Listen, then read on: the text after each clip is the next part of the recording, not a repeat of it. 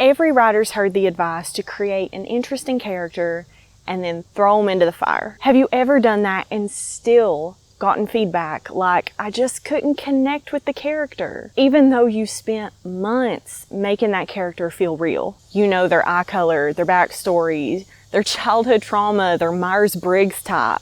So why can't the reader connect? The issue is that you didn't have a target. You lobbed a grenade at your protagonist.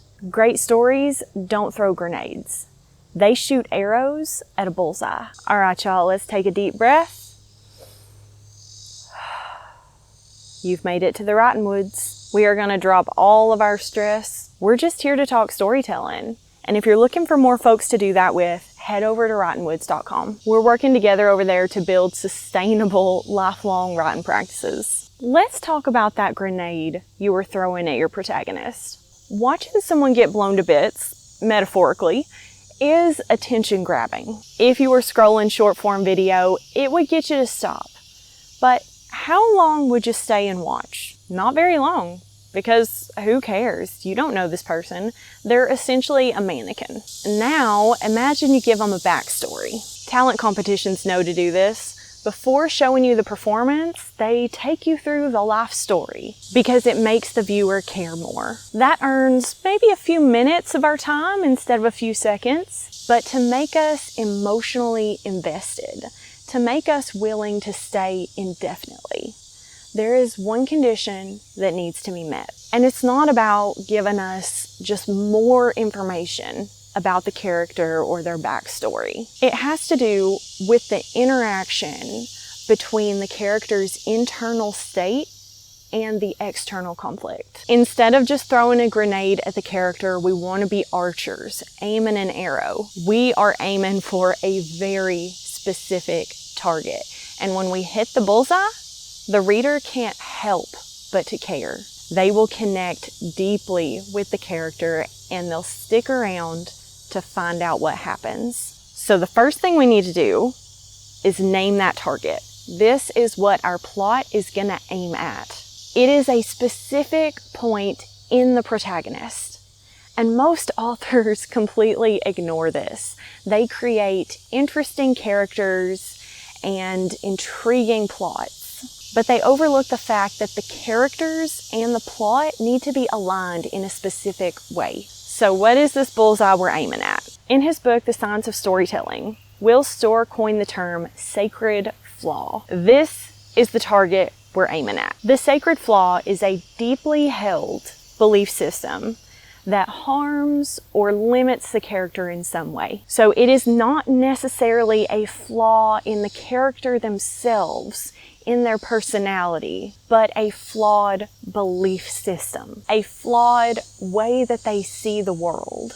This is what gives the character potential for change. It gives the reader something to root for, and it gives the author a bullseye to aim for when they're developing the plot. An example of a sacred flaw could be something like, my worth comes from achievement. So notice that that's not a flawed personality, a flaw in the person.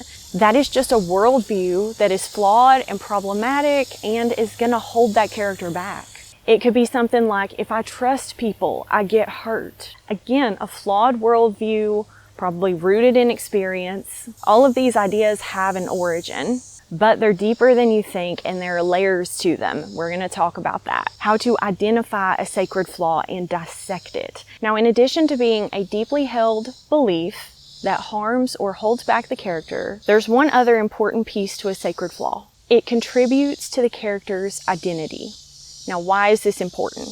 Because people fight tooth and nail to preserve identity, even if it's not serving them. Think about people who hold beliefs like, I can suffer more than anyone else, or I'm stubborn, or I am messy and disorganized. People oftentimes adopt these beliefs as part of their identity, and then they start seeing it with a kind of pride. Even if they're not objectively good things, even if they're not benefiting them, they see these beliefs, these characteristics as part of who they are. And once that happens, it becomes incredibly difficult for them to change. This is important because the story is going to be largely about the protagonist facing this belief. And if they simply release the belief in chapter 1, it wouldn't be much of a story. So there needs to be a reason that they want to hold on to it, and identity is usually this reason. Now, to make this even more interesting, most people are not fully aware of their flawed belief system. By definition, it's something that we just don't question. Often formed in childhood, people are going to see these belief systems as something that's just a given, like the sky's blue. If someone told us it's not, we'd look at them funny. So when the story opens, the protagonist is probably in denial of their sacred flaw. There is often a surface level belief that they are aware of and a defense that they use to justify it. And then there's the real sacred flaw, the deep, buried belief that is actually affecting them. For example, if the surface level belief is, if I trust people, I get hurt, the spoken defense might be something like, everyone around me is untrustworthy. They probably have piles of evidence from people in their past experiences they've had that prove that people can't be trusted. And if you do, you get hurt. But underneath that, the real sacred flaw, the thing that they are not looking at directly, might be the idea that safety comes from emotional distance. So when you're developing your character and their sacred flaw, you could think about this in either direction. You might start with the surface level belief, or you might start with a deeper sacred flaw and imagine if someone had this flawed belief system, this is the way they view the world, how would that manifest? If you have a deep, buried, subconscious belief that your worth is dependent on your achievement, it might manifest in a surface level belief that you have to be the best, or you can't take time off. Someone who has a deep belief that they have to earn love might, on the surface, believe things like, I can't tolerate people being upset with me. I need to make everyone happy. So hopefully you see here that this idea of a sacred flaw is more than just an imperfection in your character. A character's sacred flaw quietly shapes almost everything about them, because it is the lens through which they see themselves and the world. And it is the emotional core of your story. Imagine in Lion King, if we removed Simba from Mufasa's death scene. He wasn't there. He's not made to believe that Mufasa's death was his fault. He never develops that belief, or therefore the belief that he doesn't deserve to be king. Now there is no sacred flaw to face, no identity to confront, no tension, no internal obstacle to take in his place on Pride Rock. And the entire story becomes a series of events without an emotional core. And y'all, most readers will not be able to identify this. They won't be able to articulate what is missing when it's not there. They'll just feel a lack of connection or a sense of dissatisfaction after the climax. You know, when a book ends and you're like, that was good, that was interesting, but I just don't feel satisfied. That's usually because the sacred flaw was either missing or out of alignment with the plot. Likewise, even when the sacred flaw